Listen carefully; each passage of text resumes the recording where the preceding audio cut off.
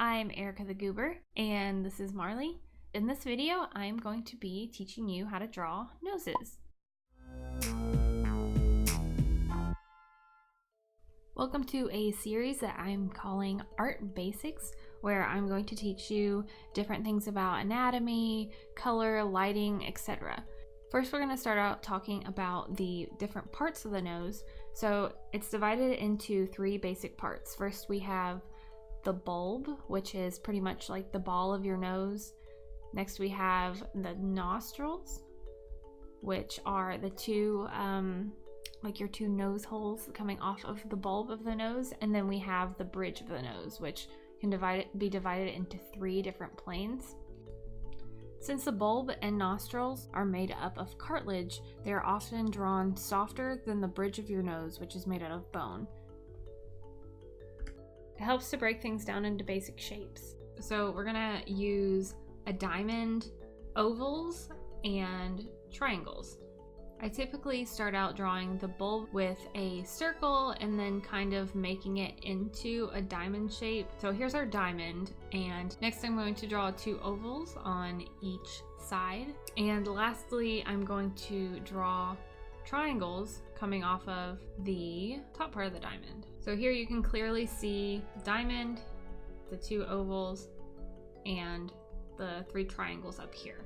From here we are going to start forming our nose. So you see where these two lines of the diamond are and the ovals meet? That's where our nostrils are going to be. Typically your bulb of your nose will come down further than your nostrils, and then so those are like your nose holes, and then the skin around those will come up like this. So these three up here form the bridge of the nose, and the two triangles on the side will often have shadows depending on your lighting situation. So we also have to think about the bottom plane of the nose, and the reason I draw like a diamond shape is so I can indicate where the plane shift will be. So at these 2 points where it forms the corners of the diamond, that's usually where I add my shadow, and I add some underneath of the nostrils as well. So here you can kind of see how I used these three basic shapes to form a nose. Understanding the different planes of the nose will help you understand where your shadows and highlights should go.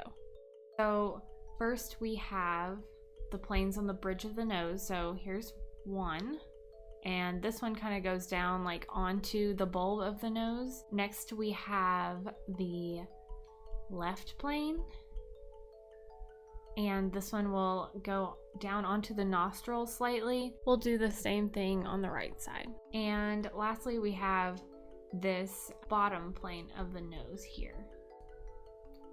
Now I'm going to show you this little exercise that you can do using reference photos, where you can map out the planes and kind of understand the different shapes that you're using and understand how lighting hits the surface. Here I have some reference photos that I found on Pinterest.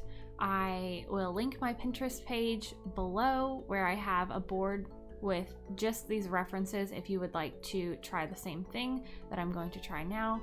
I am going to lower the opacity of these reference images, and I am simply going to identify the different planes of the nose by drawing on top of the reference photos. The best way to point out the different planes is to observe where the light and shadow are.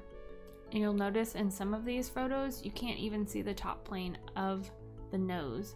So you'll only see two planes. Most of the time it's the bottom plane and either the left or the right if it's in profile. This one is lit from below, so rather than the bottom part of the nose being in shadow, it's illuminated, and the top and the left part are in shadow. Now with like young children, you won't really see the bridge of the nose as much as you will in adults. So their noses are very stout and pudgy most of the time. Don't really like show the harsh lines of the bridge. It's still there, but it's very, very subtle. This exercise really helps you see the basic shapes of the nose and be able to define the different planes. So now I'm going to use these reference photos to draw my own noses. It's good to practice from reference photos because you'll get a good variety of nose structures. It's very important to closely observe your reference photos when doing studies, just to see like how large the nostrils are at different views of the face, and how short some noses are, how rounded, how pointy. This will give you some great variation when you're drawing your own characters.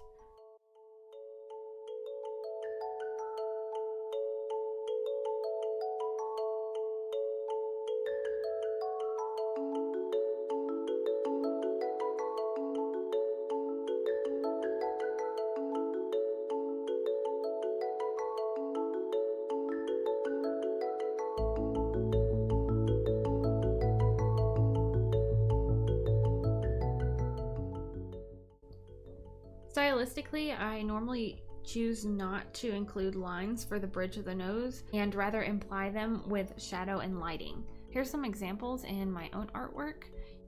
You can see in this drawing right here, I use this line of the bulb to kind of indicate where the bridge might be, rather than drawing the bridge like this.